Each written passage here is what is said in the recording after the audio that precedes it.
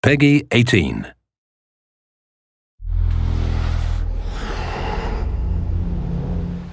Hi, my name is Ashraf Ismail, Game Director of Assassin's Creed 4 Black Flag, and I'm very proud to be showing off the Caribbean open world. Here, we're going to start with Edward. After completing a few missions, he's met up with the assassins, but he's not yet bought into the creed, so he still has this selfish need for fame and fortune. Edward is one of the most unique characters we've created for the Assassin's Creed universe. He is a man who is still trying to figure out who he is in life and what he wants to get out of it. At this point in the story, he still wants that fame, so one way to get it is to complete these assassination contracts. This is a way to make money and to gain a bit of notoriety. So here we go. We have 2 targets to take out, 2 Templar brothers. So we're going to accept the contract, and the world map is going to show us where this contract takes place. So we see here that the contract is actually very close to us. It starts in the village we're in, but as we zoom out, we want to show you the world that we have. Many locations, over 50 locations, centered by Cuba, the Bahamas, and Florida up north. This is a massive world. There's a lot to find and do in this Caribbean Sea. But now we'll get back to the Fisherman Village and go after our targets. The Fisherman Village, it's one type of location in this world. It's really here as a convenience to the player. This is where you can start missions, where you can shop to upgrade Edward and the Jackdaw itself. It's really about the mood and the ambiance of the Caribbean Sea. In the distance, we have a tavern that we're approaching. Taverns are places where you can hire crew, play mini games, drink if you wish. But for now, we're going to focus on the targets and take them out.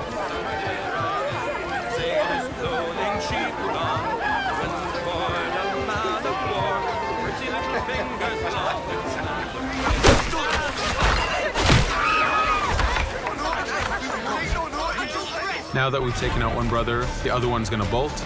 Just like classic ACs, we can chase him down and take him out that way, but there's many ways to complete this contract. We can use the new free aim system to shoot him this way, to eliminate him that way. We can jump onto the ship and take him out with his crew, but instead we're going to let him escape into the sea and follow him with the Jackdaw. This is your ship. This is the second main character of the game. You're going to have to customize and upgrade the ship as you go on this journey with Edward.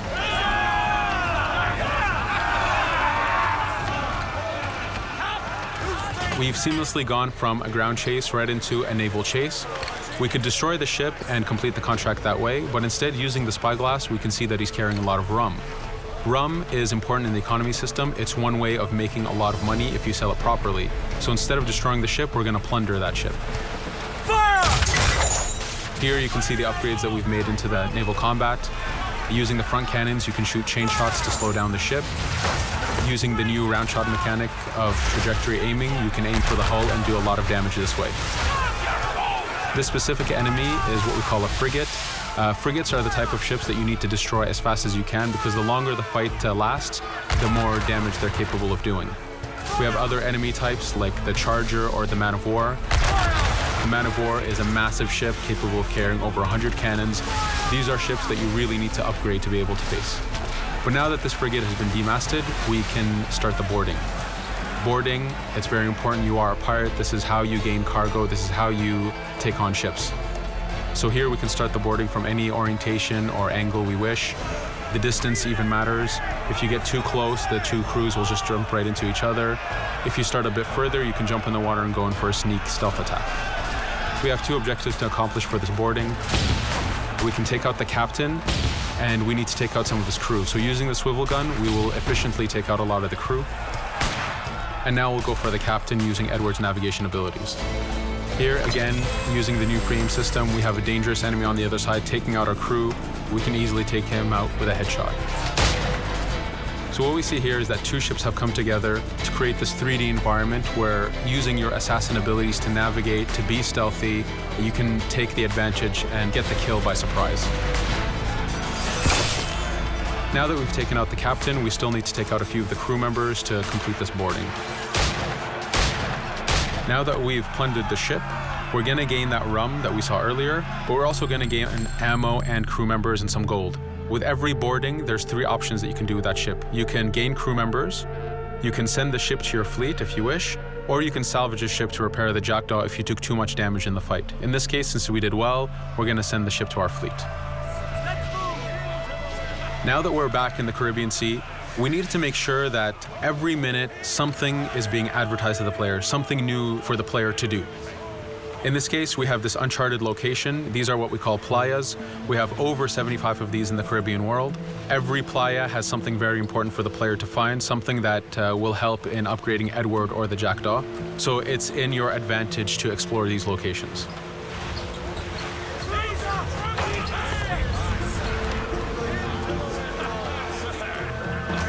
Again, for us, seamlessness is very important.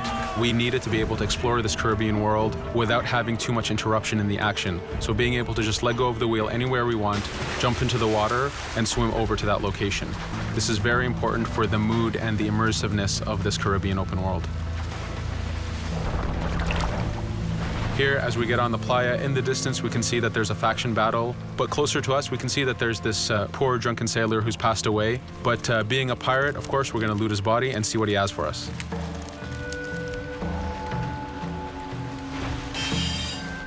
So we found a treasure map. This treasure map is asking us to go to an island called Misteriosa.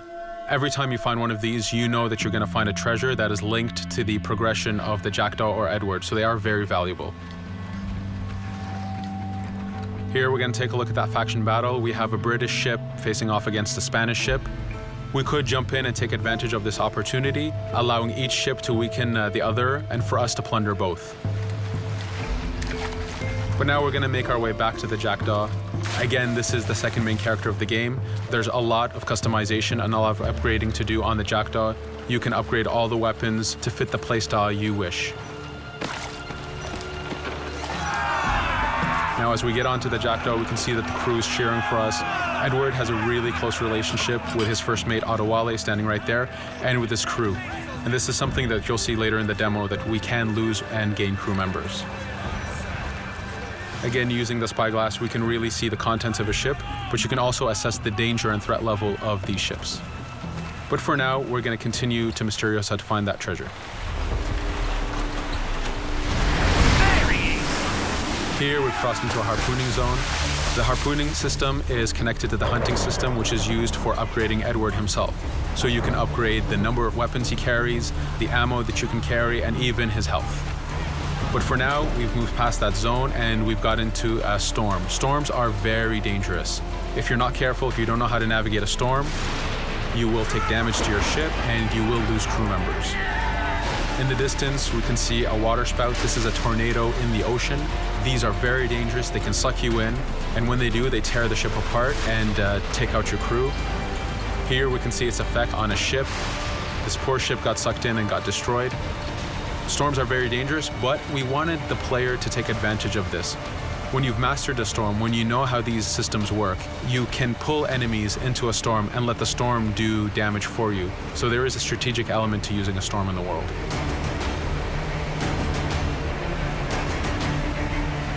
Here we can see that the storm is dying down a bit, but there's still this torrential downpour. It was very important for us to get the real mood of and atmosphere of the Caribbean in the weather cycles and in the daytime cycles.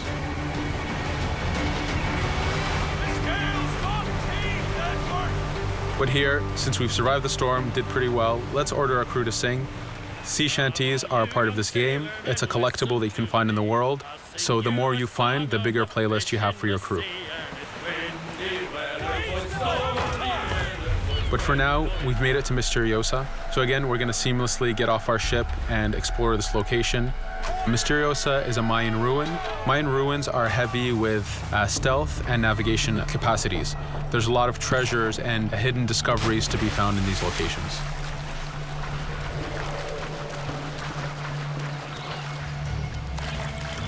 If we recall the treasure map, the treasure is hidden behind a temple.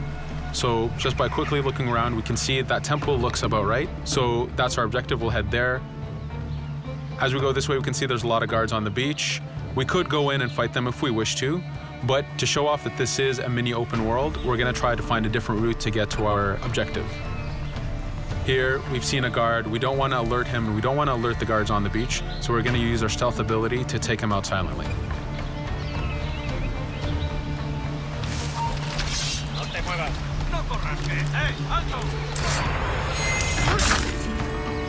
With AC3, we were able to push the navigation in the frontier, which means using natural environments like trees and rocks and so on. Mayan ruins are the perfect place where we mix man-made structures and these natural environments. So you really get to feel how far the navigation abilities of the assassin have come since the original game. In the distance there, we can see another part of the island being blocked off by a patrol of guards. We're going to avoid it for now and go for that treasure.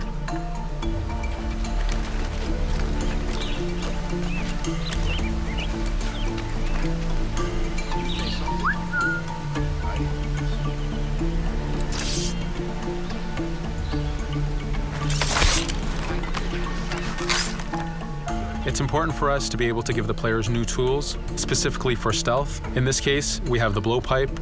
Using the berserk darts, you make your enemies go crazy. Effectively, this means that they'll attack anything and everything in sight, including their own friends, animals, or Edward if he was in the way. So you do have to be careful with how you use it. But now that we've caused a distraction, if we happen to fall down there, at least there's already a bit of damage done for us. But using our navigation skills, we're able to get past that area without any trouble. There in the distance, you can see the jackdaw placed exactly where you left it when you got onto this location. It's really important for us to show the beauty of this Caribbean world. The Caribbean has some amazing vistas, and we pushed ourselves to replicate this in the game.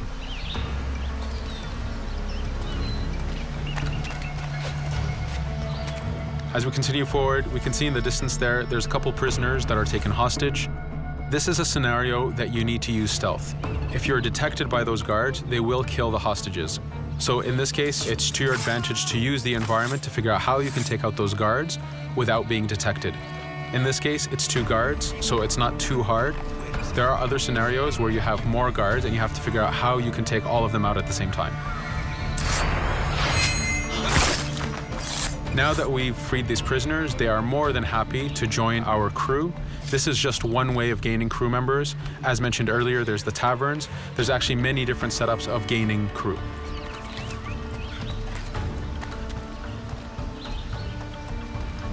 Here, we're going to go back to the treasure map. We can see that the treasure is actually behind the temple near a fountain. So if we just look around, we can see that it's around here.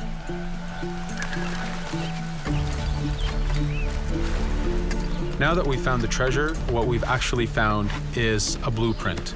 Blueprints are incredibly valuable for the upgrading of the jackdaw. This is how you can upgrade the biggest and most devastating upgrades of the ship.